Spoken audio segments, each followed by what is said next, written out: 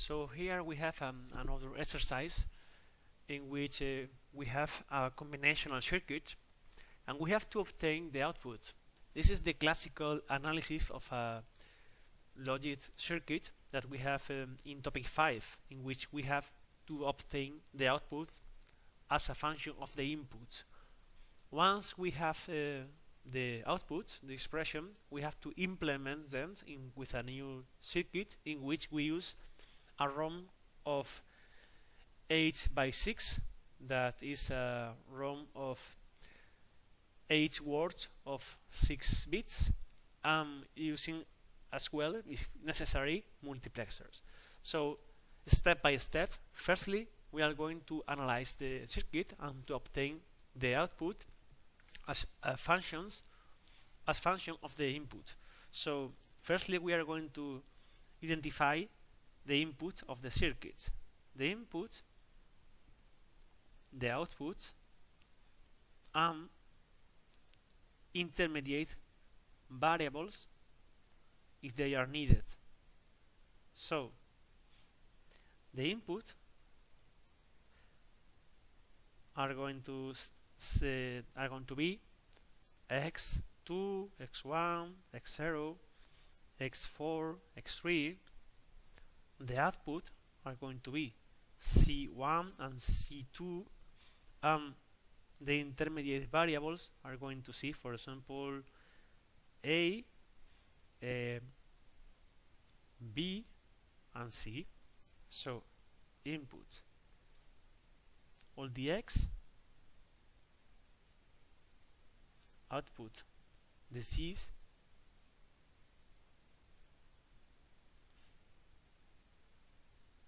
and intermediate variables a, b, and c.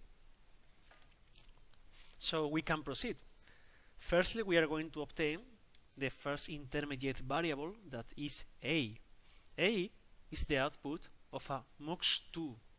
So we know what is the expression of a MUX2 is the first min term, the min term 0, multiplied by the input 0, that is x2. We have the min term 1 multiplied by 1, in this case, that is the input 1. The min term 2, that is multiplied by 0, because the two inputs is the 0. And finally we have the min term 3, that is multiplied by x2 negated. Why? Because we have this small circle, and this means that this input is negated. So here we have x2 negated. So this is going to be 0. And finally we have ordering the variables, because I always recommend you to order the variables.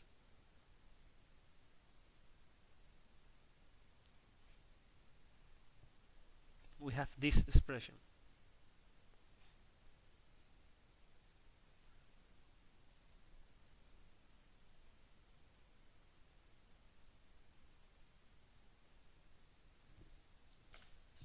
And since a is a little long, we are going to simplify it quickly.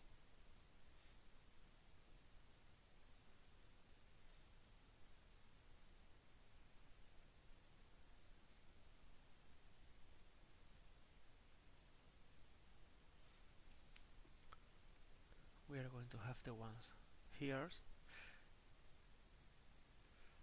in the 1, 0, 0, the 0, 1, 1, and in the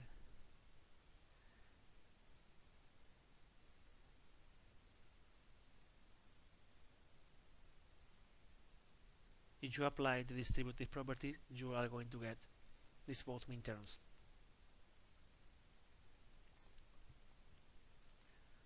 So here we have this Karnaugh map.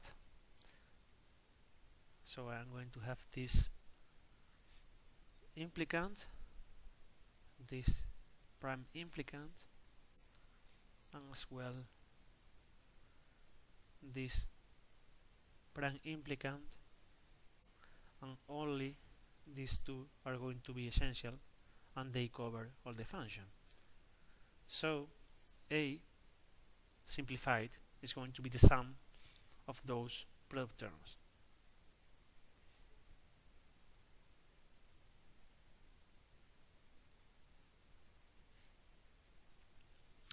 And I'm going to clean a little this to have more space.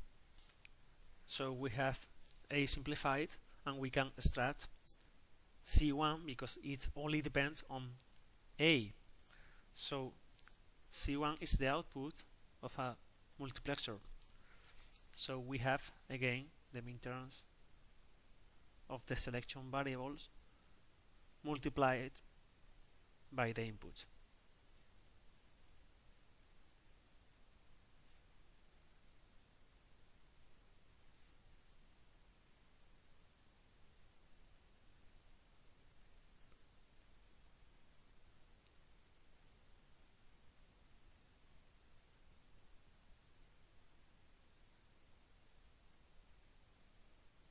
So this is 0, 0, and we have that C1 is x4, x3 negated multiplied by A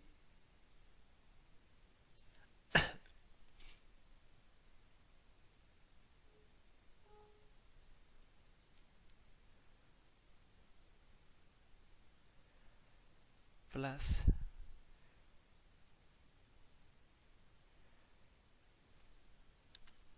and this is applying the distributive property.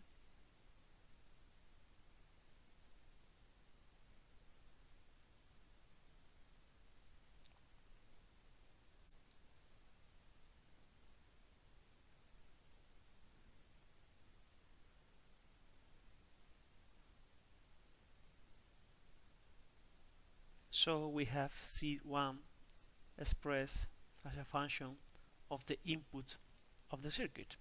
So we have done with C1. Now we are going to calculate C2. So we are going to start with B.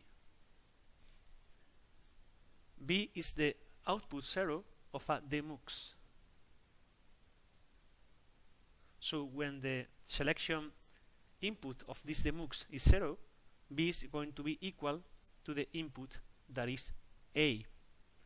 So B is x3 negated multiplied by A, and C is going to be A when x3 is 1. So is x3 by A. Is the function of a demux. A demux have one input and several outputs, and the input is going to go to the output selected by the selection variable. So in this case we have that. And finally we have that C2 is an OR gate of B plus C negated because we have this small circle in this input. So we have x3 negated A plus x3 A all negated. If we apply the De Morgan law, we are going to have, just breaking this negation, these two terms. X3 negated is here in both terms, so we can apply the absorption law, getting rid of this term. So finally we have that C2 is x3 negated plus A negated, and now we are going to continue with the function. x3 negated plus a negated, and a was this, because we have it here.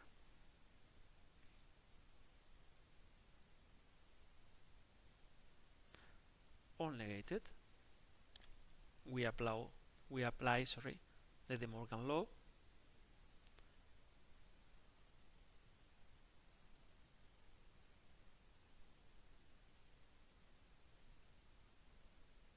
And if we apply again the De Morgan's law, we are going to have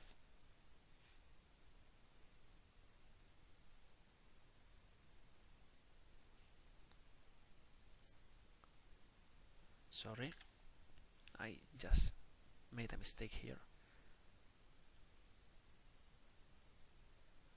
So if we apply again the De Morgan's law, we break these two negations, having sums.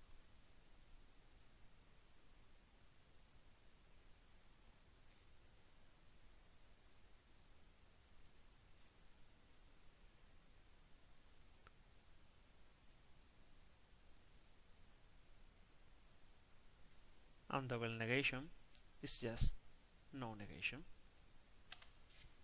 So applying the distributive property, as we know, we have the following.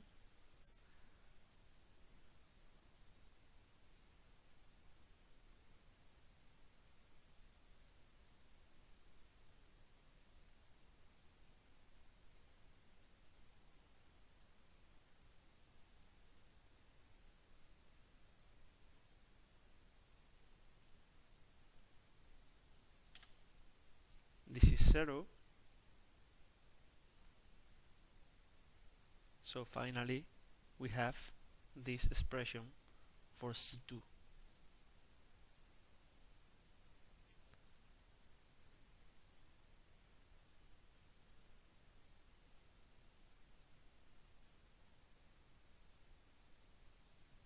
So we have finished the third part of the exercise. So now we have to implement these new functions C1 and C2 using a ROM of 8 by 6 and multiplexers. So I'm going to clean this, just leaving the functions, and we are going to do this. Well, so now we have the functions already as a sum of products. We have the expression of the outputs.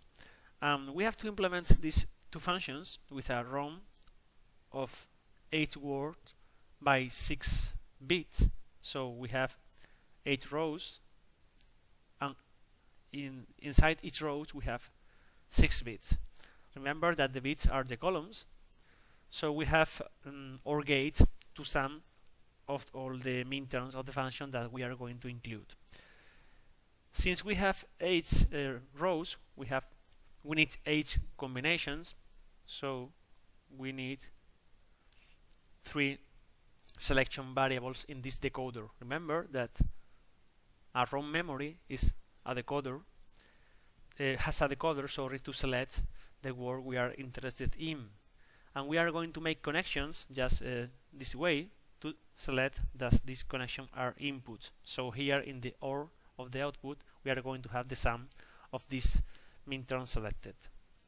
So here we have a problem, because we can use 3 variables here because we have 3 inputs, but C1 has 5 variables from x4 to x0, and C2 has 4 variables from x3 to x0, but we can only choose 3 variables for the decoder.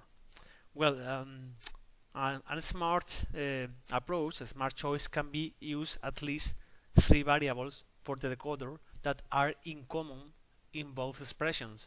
So we can use, for example, x2, x1, and x0 in the decoder, so they can be useful for C1 and C2. So we are going to start with C1. In the circuit, we already have x2, x1, x0, but we still need x4 and x3 to have the implementation of output C1. So we may express C1 just extracting common factor or of the variables that we don't have, just like this. Well, I don't have this again yet. I'm just expressing the minterms.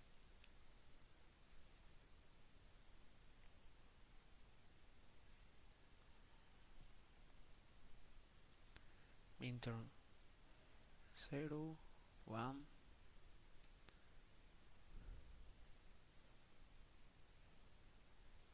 2,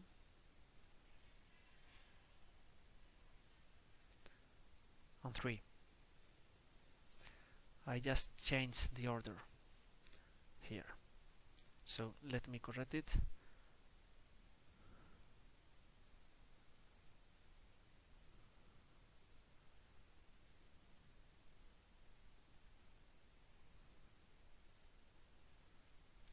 And minterm 3. So all of us can agree that here, when we extract common factor x4 and x3, here we are going to have functions of the remaining variables.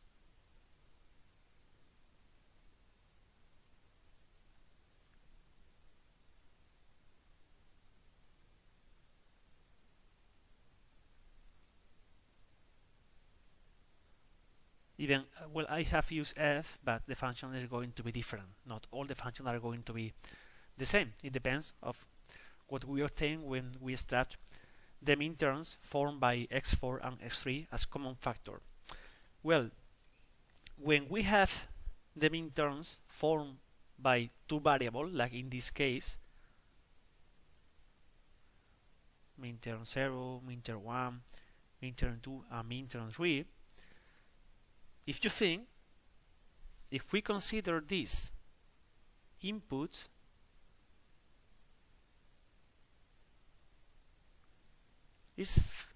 this becomes familiar.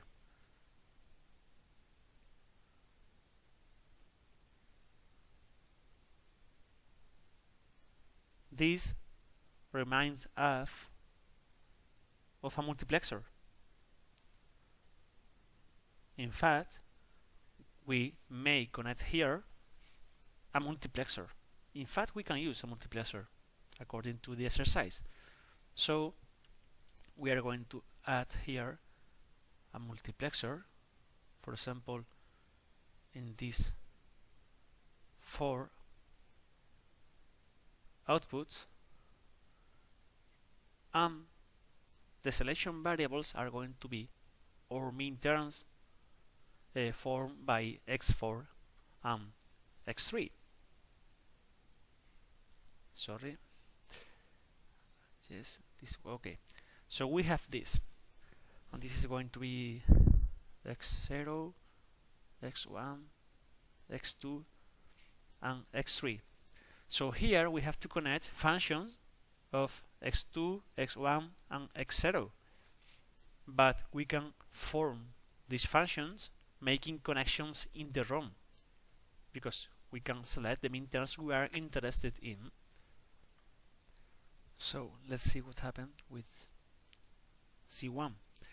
We are going to start with the minterm 0 of the selection variables that are x4 and x3. So if we extract common factor, we have this. They are multiplying these both functions.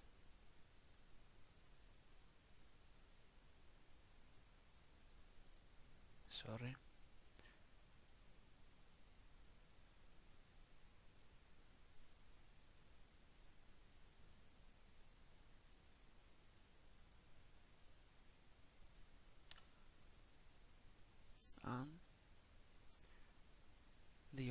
term.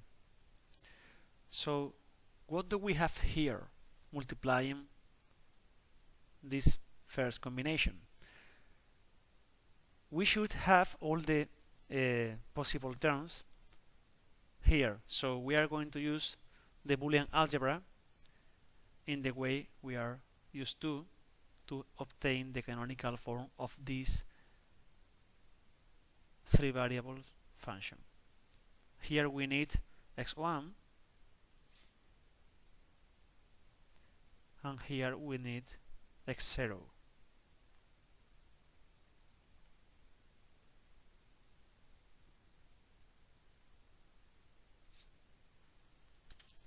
So if we proceed, we are going to have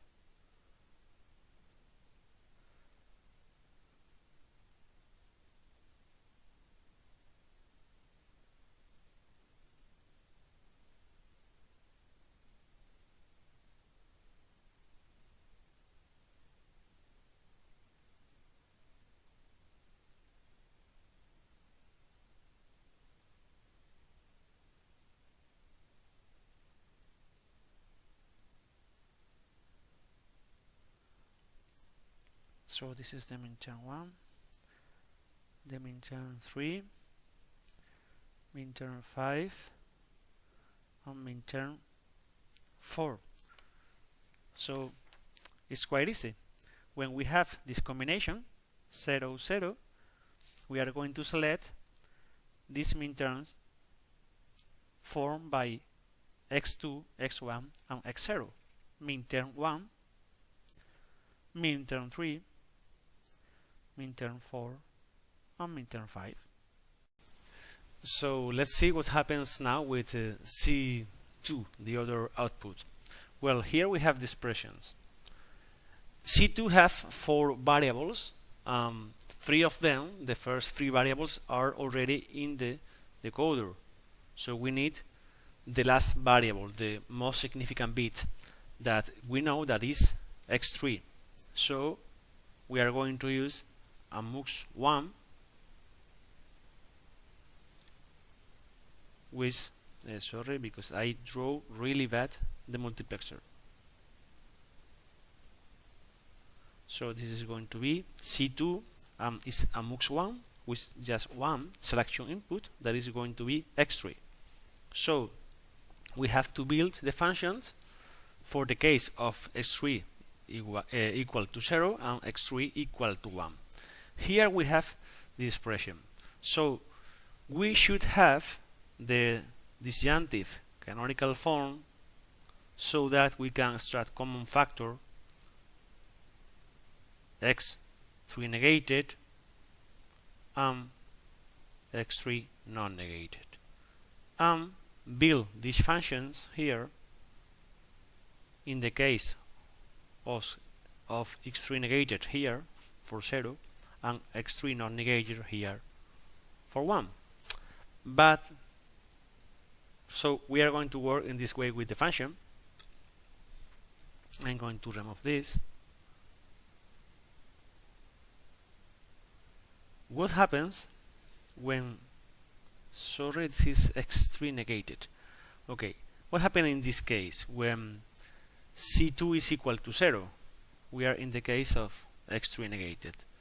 X3 negated is if we try to extract common factor with x3 negated, we have just this multiplied by 1 because there is no more 3 negated in the function.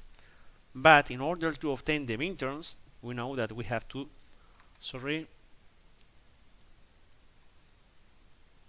in order to have all the minterms, we have to multiply by the variables we don't have in a way that you know. Because another exercises, of course.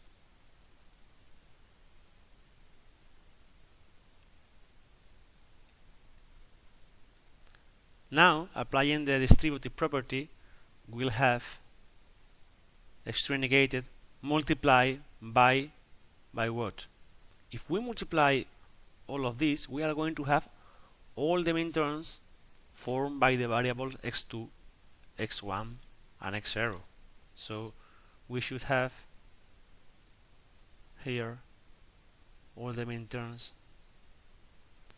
of the variables x2, x1, and x0.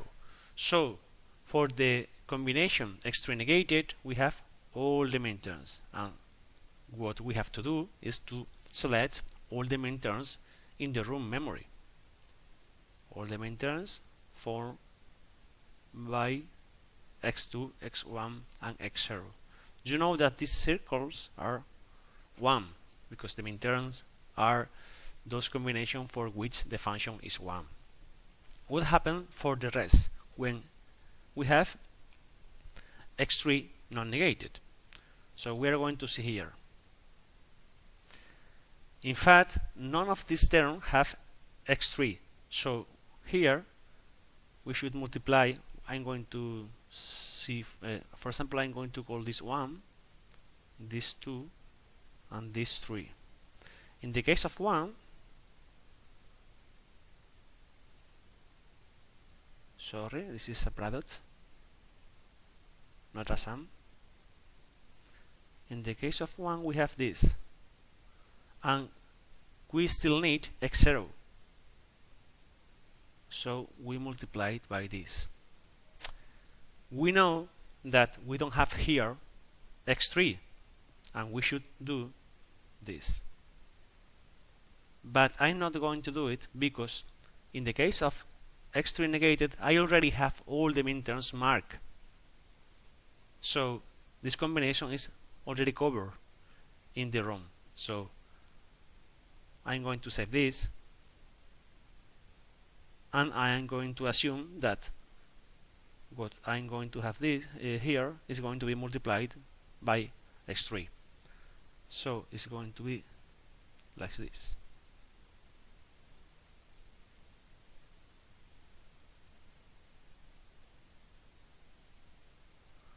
So these are the main terms 7 and 6. And we proceed in the same way for the other terms. For the terms 2, I need x1 here, and this is going to be the following. Sorry, this is a 2.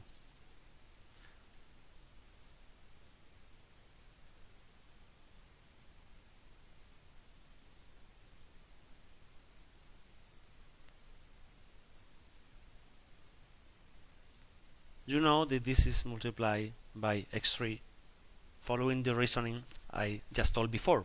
And here we have the main term 3 and the main term 1. And finally we have,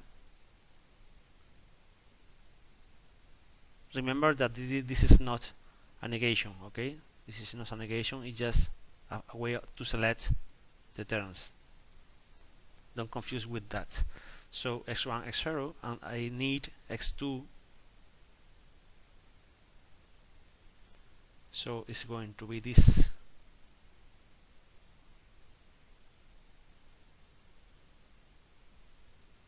And we know that all of this is multiplied by x3 non-negated. Here we have 7, and here we have 3. So, sorry, 3. So we have 3 repeated and 7 repeated, but we have main term 1, main term 3, main term 6, and main term 7. So we know that all of them are going to be multiplied by x3 non-negated. So we select these ones in the room for the combination x3 non-negated. x1, x3, x6, and x7. And now we have the two functions implemented in this room. Well, this way you are not going to see it. Okay, so we have just finished the exercise.